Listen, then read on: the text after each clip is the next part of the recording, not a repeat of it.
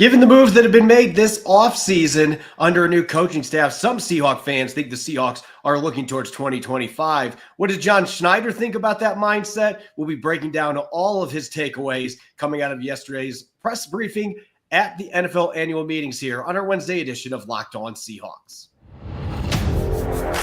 You are Locked On Seahawks, your daily Seattle Seahawks podcast. Part of the Locked On Podcast Network. Your team every day.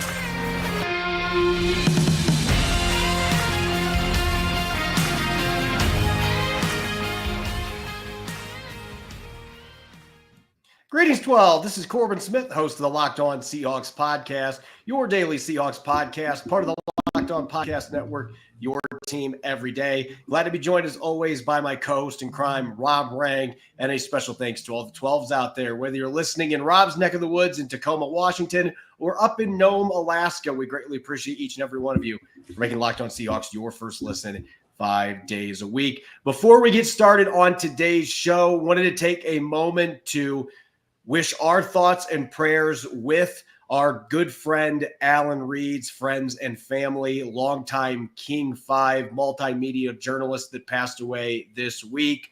Always lit up the room with a beaming smile. And I don't know how you feel, Rob, on this perspective, but this was the first man that made me feel welcome in the media room when I was a beat reporter for the first time at the VMAC. And so our thoughts and prayers out to Alan's family, his friends, and he is going to be sorely missed in the media room and at press conferences covering Seattle sports. On today's episode, we are going to be diving into Washington State's Pro Day, 2 players in particular that stood out that could be targets for the Seahawks when we get to next month's draft. And we're going to look at the biggest players on offense with the most to gain with a new coaching staff under Mike Macdonald. It's a jam-packed episode brought your way courtesy of Game Time. Download the Game Time app, create an account, and use the code LOCKEDON for $20 off your first purchase. Now for your lead story here on our Wednesday edition of Locked On Seahawks.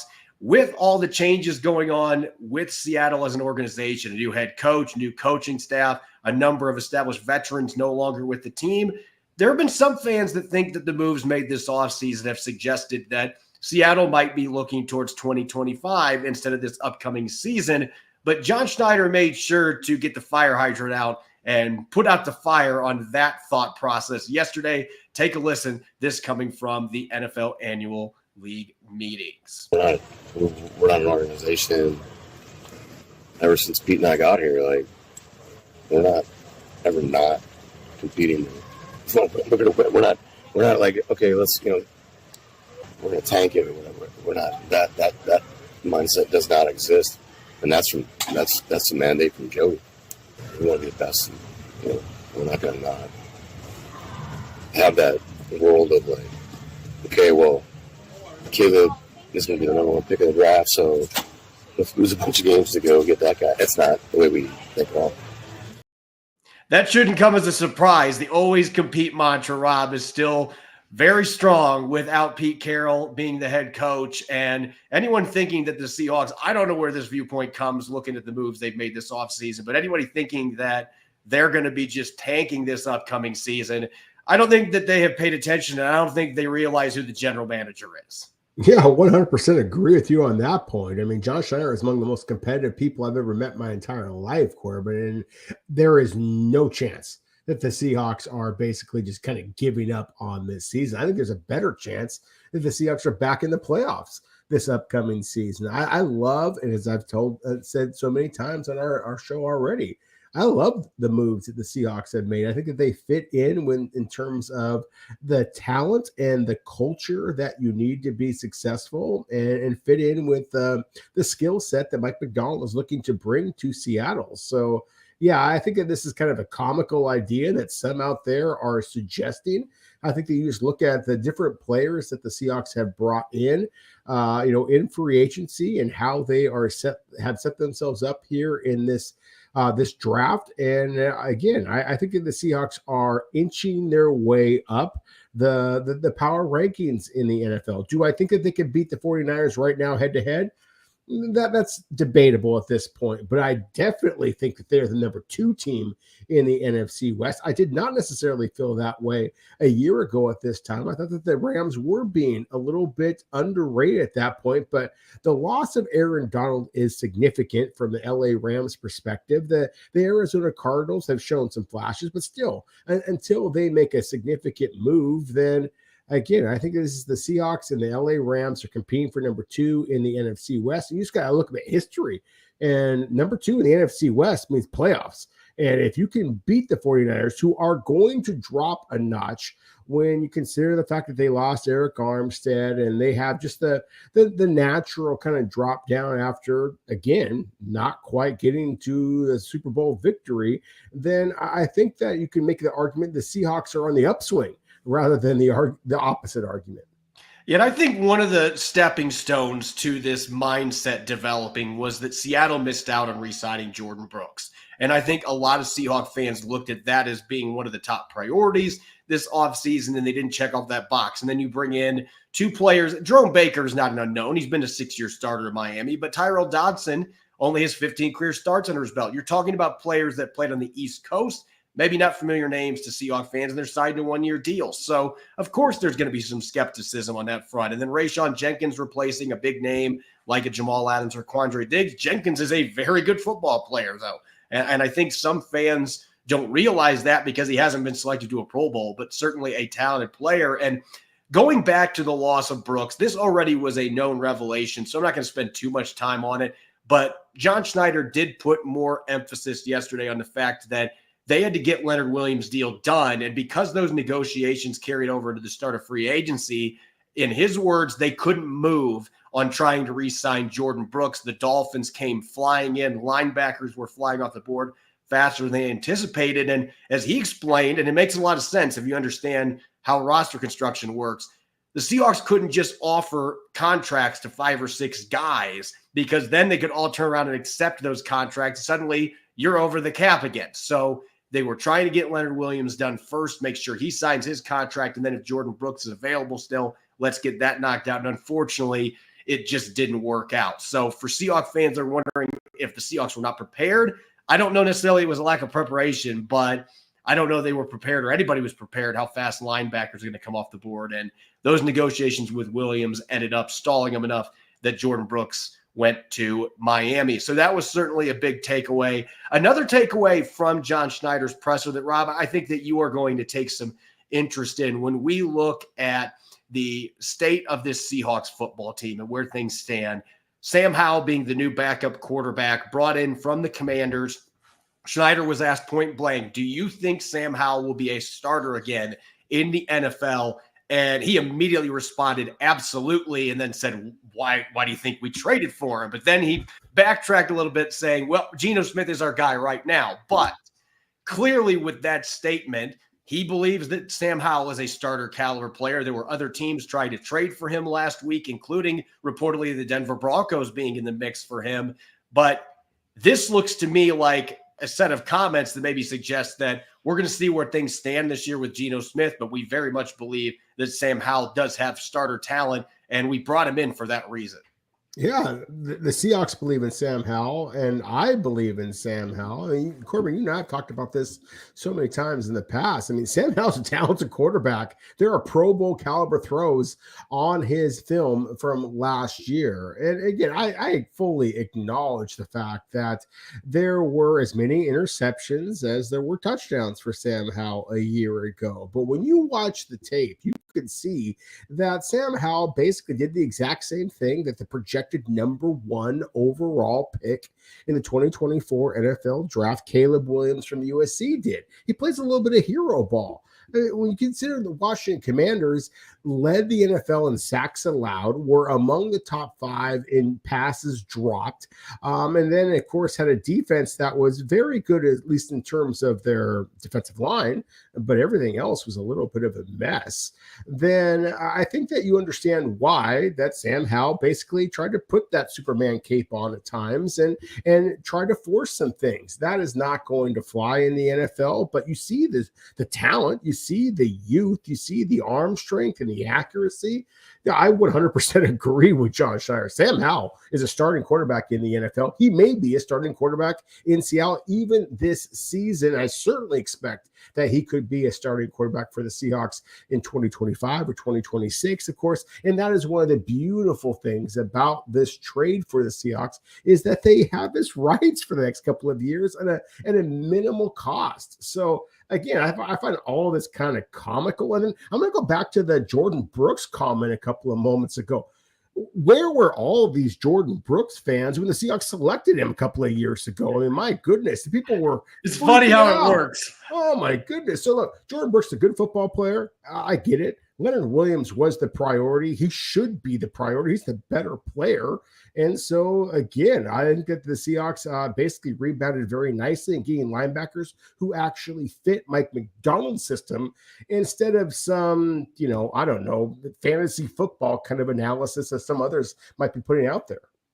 Yeah, I think that that's a really good point, that at the end of the day, this is a league where you win in the trenches. And there's a reason you gave up a second-round pick as part of the package for Leonard Williams. He was always going to be the top priority. So until that was done, John Schneider was not going to turn around and hand out a bunch of other really pricey contracts because, again, he didn't want to get in a situation where everybody signs him and now, I'm $6 million under the cap now, and I just released all those guys. So there's that balancing act that goes into the free agency period, and you can't always get all the deals done that you want to get done. And this is a case of that, especially when you're dealing with a new coach. Like he said, he and Mike Macdonald, they're hitting it off. Things have been awesome so far, but they're speed dating right now. These guys are getting to know each other. And so for that reason, there's going to be some hiccups along the way. And that certainly put him a little behind the 8 ball in negotiations before free agency because of all the coaching and bringing in all the coaches for the new staff, all the things are going on that we hadn't been accustomed to for all those years that Pete Carroll was the head coach. Up next, we're going to shift back to the college game and the NFL draft. As we talked about yesterday, Washington State holding a pro day workout today, and 2 players in particular stood out and had impressive performances that Rob and I believe have a chance to be potential targets for the Seahawks. We'll be diving in a pro cap coming up next here on our Wednesday edition of Locked On Seahawks. This episode is brought your way by FanDuel. Say goodbye to busted brackets because FanDuel lets you bet on every game of the tourney with March Madness officially underway. Whether you're betting on a double-digit seed like North Carolina State or top-seeded Houston in the Sweet 16, it's time to go dancing on America's #1 sportsbook. Right now, new customers get $200 in bonus bets if your first $5 bet wins. That's $200 to use on point spreads, money lines. You can even pick who's going to win it all. Whether you think it's going to be a blue blood like North Carolina or Cinderella such as Clemson, all options are on the table at your fingertips. Just visit FanDuel.com/lockedon and bet on college hoops until they cut down the nets. You're listening to the Wednesday edition of Locked On Seahawks. I'm your host, Corbin Smith. Glad to be joined, as always, by my co-host in crime, Rob Rang. And a special thanks to each and every one of the 12s that are out there tuning in, making Locked On Seahawks your first listen 5 days a week. We greatly appreciate it. Rob has been on the road all day. He's chilling in his hotel right now, getting ready for Washington's pro day tomorrow. But good sir, you were in Pullman today. You had the opportunity to have eyes on all of the players working out at Washington State's pro day. And I know that there are 2 players in particular. We talked briefly about him yesterday, but let's talk about Jaden Hicks, the playmaking safety, first, because Seattle has signed 2 safeties in free agency, but Kayvon Wallace is on a 1-year deal. Rayshawn Jenkins has a 2-year contract that basically could be a 1-year deal depending how he plays this year. And Julian Love is heading towards free agency next year. So this is still very much a position where Seattle may be looking for long-term starters. And while this is not a great draft class depth-wise at the safety position, Hicks might have fully secured himself a day 2 selection, maybe even as early to mid-second round with the workout that he put in today combined with his combine performance. Yeah, he had a spectacular day today, as well as his efforts at Indianapolis, as you mentioned. He's 6'2", 212 pounds. He is a guy that shows a great deal of explosiveness. He's a young player, and what I like about him is that he fits in with exactly what the Seahawks appear to be prioritizing at the safety position. As you mentioned, Seattle signed a guy in Rayshawn Jenkins as well as Kayvon Wallace. And, one of the things I like about them is their versatility. And that's one of the things I like about with Jaden Hicks. And those of you who are watching on YouTube, you can see the relative athletic score here. And they list Jaden Hicks as a free safety. And again, one of the things I like about him is that he can play that position. He can also drop down in the box. He can play a little bit of not only the nickel corner, but he can also play that kind of third linebacker in coverage, because again, he's 6'2", 212 pounds. I mean, this is a guy that's got a great upper body. He is big and physical and strong. He ran in some watches the 4.4s to early 4.5s in today's pro day workout, and had one of the more explosive vertical jumps. I believe it's 37.5 inches at the combine itself. Shows great change of direction. Didn't drop a ball during today's positional drills. Really tracks the ball well over his shoulder. That is exactly what you are looking for in today's modern safeties, especially one that, like, again, the Seahawks are prioritizing guys who have that interchangeability. That's exactly what Jaden Hicks possesses. I was kind of overhearing some of the other scouts out there, and they were kind of commenting about that this is not a great safety class. And if you're looking for guys who can play multiple different roles, Jaden Hicks can do that. And so, just as you said, I believe that he is going to be selected sometime on day 2, whether it be round 2 or round 3. That remains to be seen. But again, this is a very good football player who happens to be one of the guys that are one of the positional groups that the Seahawks need to be looking at. And so I wouldn't be surprised at all. The Seahawks, of course, just went to the Palouse a couple of years ago when they got Abraham Lucas, and that's projected as a bit of a surprise. And Abe Lucas, when he's been on the field for the Seahawks, has been very, very good. I expect Jaden Hicks to be able to come into the NFL and be a starter very early in his career as well. You mentioned the versatility. That is clearly what the Seahawks are valuing the most. Not that they didn't when Pete Carroll was the coach, but at the safety position, they had their clear free safety in Quandre Diggs. Jamal Adams was clearly much better when he was playing up in the box. You could say the same thing with Cam Chancellor and Earl Thomas. These guys were not necessarily the interchangeable safety type, but the Seahawks had a lot of success with that. Mike Macdonald in Baltimore has had great success with the guys that he can do pre-snap disguises with, because they can play all over the field. Rayshawn Jenkins can do that. Kayvon Wallace can do that. Jaden Hicks can absolutely do that. As you mentioned, at 212 pounds, he ran a 4.47 today in Pullman, which is really, that is upper echelon speed for a guy that's a hybrid safety that can play all those positions. And the combine, he ran a 6.88 three-cone drill, which is really impressive at his size. And I love what I see on the tape for this kid too. Only had 3 interceptions in his career, but don't let that stat fool you. This guy's got good ball skills. A lot of times teams stayed away from him in the Pac-12. He had 3.5 sacks. Mike Macdonald talked about this yesterday. Every guy in his defense has to be able to blitz. Jaden Hicks can absolutely do that. And he's also a good tackler against the run. So he was in the discussion for my number 1 hybrid safety in this draft. I think at this point, he is my number 1 guy, because Cooper DeJean, is good of a free safety as I think he's going to be. I don't think he's got that flexibility where he's going to be playing in the box. He's going to play out at corner instead, if you're going to do that. As far as guys that can play all over the field at both safety positions and play in the nickel, though, I think that Hicks made himself a lot of money today, and he has a lot of characteristics that the Seahawks would certainly be intrigued by.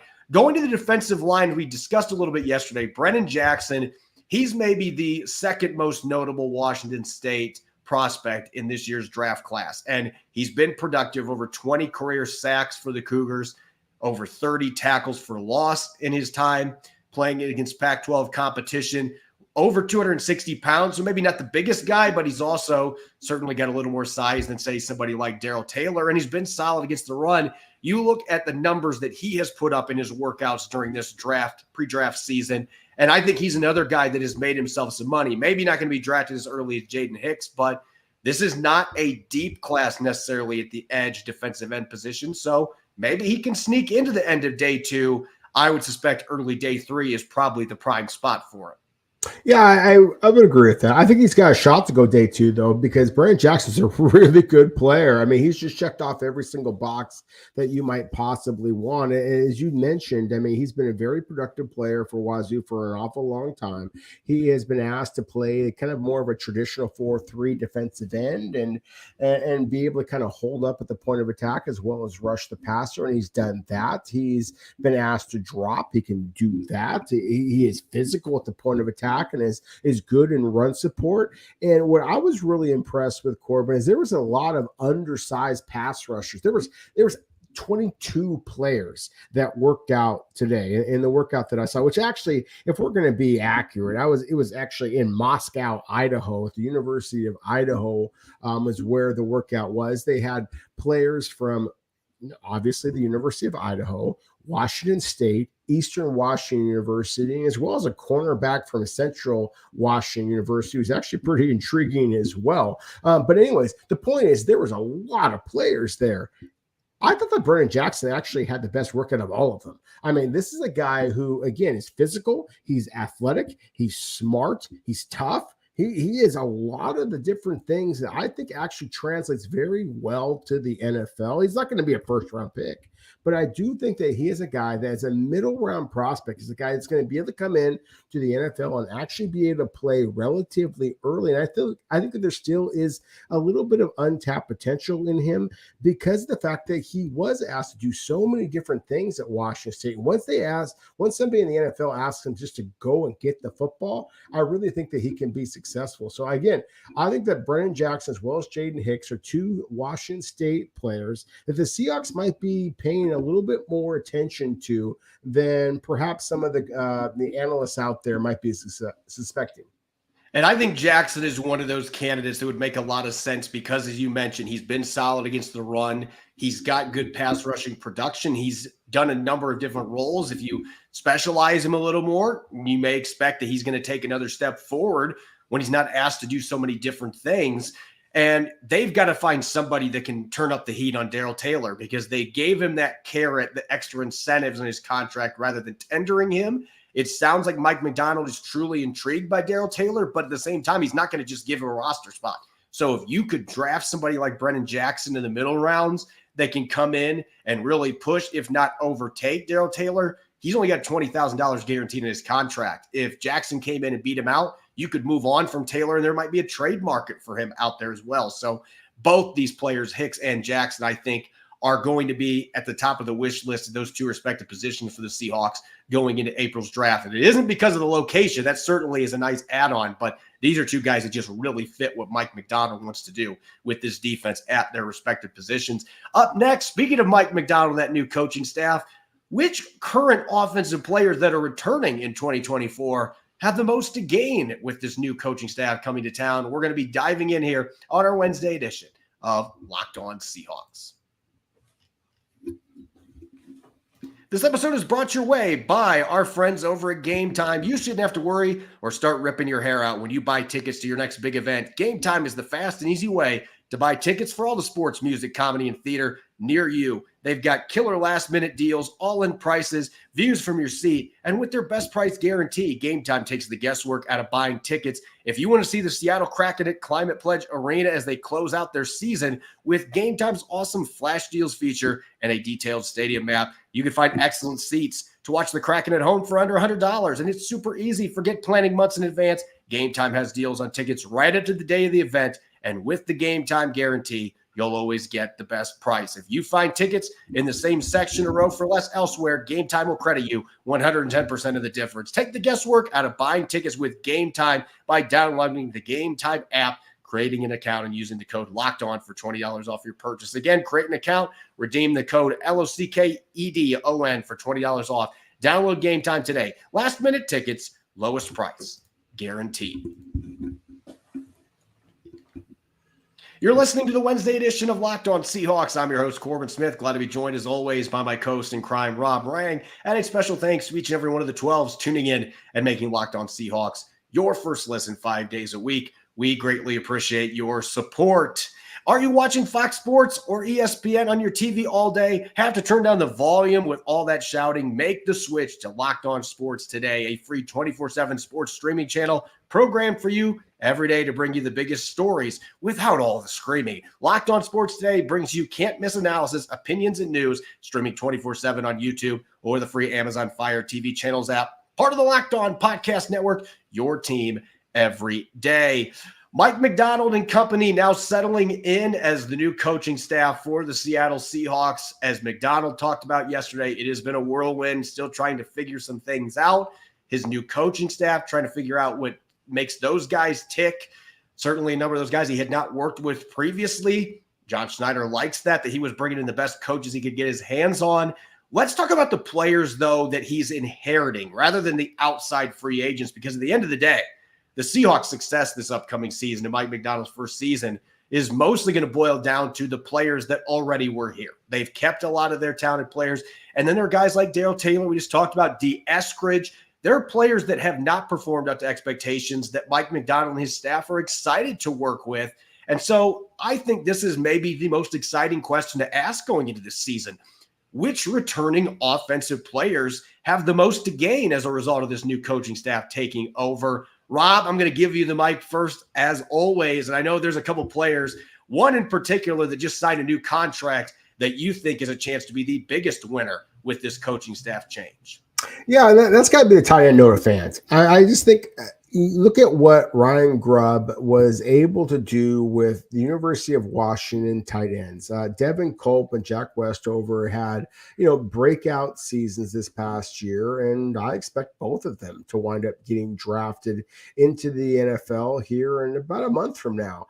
And I really think that Noah Fant, the fact that Seattle made it a priority to bring him back, just the way that they did with Leonard Williams, as we talked about a moment ago, you look at Noah Fant and his size, his speed, his soft hands, and I really think that that is going to be more of a featured element of the Seahawks offense moving forward than it has been. And that was, to me, one of the biggest, I would say, concerns that I had about the fact that the Seahawks didn't prioritize tight end as much as I thought that they should have, frankly, given the talent that they had. I mean, they basically had a three-headed monster. We talked about it all throughout the, as we prepared for the season, we were expecting, or at least I was expecting, big numbers from Seattle's tight ends, and it just didn't happen.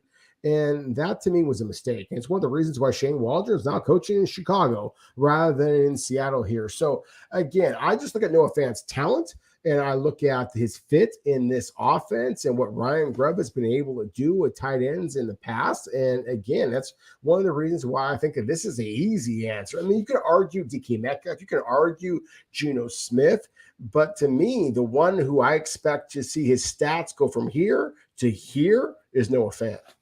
Yeah, I think you look at the way that Ryan Grubb was able to adapt with some of the injuries they had at receiver last year and his ability to implement tight ends in that passing game. Fant was on my short list, but what I am eager to see, Ryan Grubb cut his teeth as an offensive line coach. If you go back early in his resume, yes, he coached running backs and receivers at South Dakota State first, but he came up the ranks as an offensive line coach when he was at Sioux Falls at the NAIA level, then went to Eastern Michigan. Eastern Michigan had several offensive linemen get drafted in the NFL, which isn't something that happens often coming from Eastern Michigan.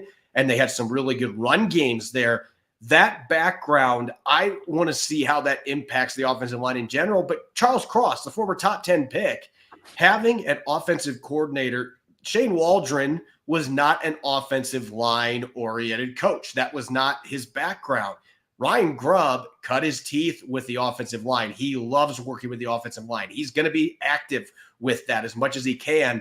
And Scott Huff coming with him, those guys have worked together the last couple of years at Washington, so they already have that chemistry. Huff's got a great track record already of coaching up tackles. Several have been drafted in the NFL. He's got a couple more guys that are going to get drafted this year in Troy Fautanu and Roger Rosengard, and both those guys are going to get drafted from the Huskies, potentially in the first 2 rounds. Potentially. So you've got 2 guys that have great background with offensive line. I think when you look at Charles Cross, last year he was dealing with an injury. When you look at the numbers, 42 pressures, 6 sacks allowed, 95.4% pass blocking efficiency. That's about 2.5% lower than what the Seahawks would like to see from a guy they invested a top 10 pick in. But I do think the coaching staff and the injuries contributed to that.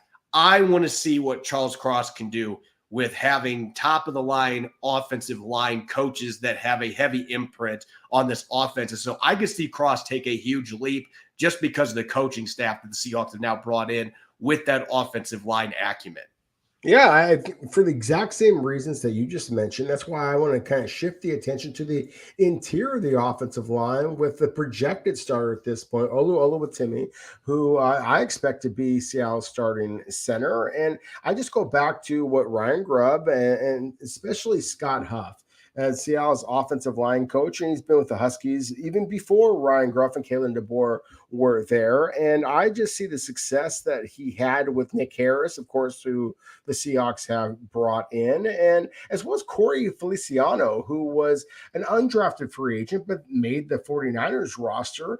And I just see a center and Oluwatimi, who I think that really can be not only a quality center in the NFL, but a very, very good one. And again, that is something that the Baltimore Ravens, if we're going to go back to what Mike Macdonald has always prioritized, physicality and dependability at the center position, intelligence, that is exactly what Oluwatimi, the former Joe Moore Award winner for the entire Michigan offensive line, his first year at Michigan after going to a couple of different programs, the Remington Award winner, if you want to get into individual award winners, as the nation's best center in his first season at Michigan. I think that is a position that is a concern for the Seahawks. That, again, as I said about Noah Fant, and he's going to be here and then move up here. Oluwatimi, there's a lot of Seahawks fans out there who don't know what's going to happen at the center position. I think that Oluwatimi is going to walk in and is going to provide Seattle a great deal of consistency that they haven't seen at that position. And that's one of the reasons why I am more optimistic about Seattle moving forward this upcoming year than, again, a lot of people seem to be. I want to go to the skill positions real quick. The other player that I think is going to be a huge winner, gain the most from this coaching staff change, the regime coming in.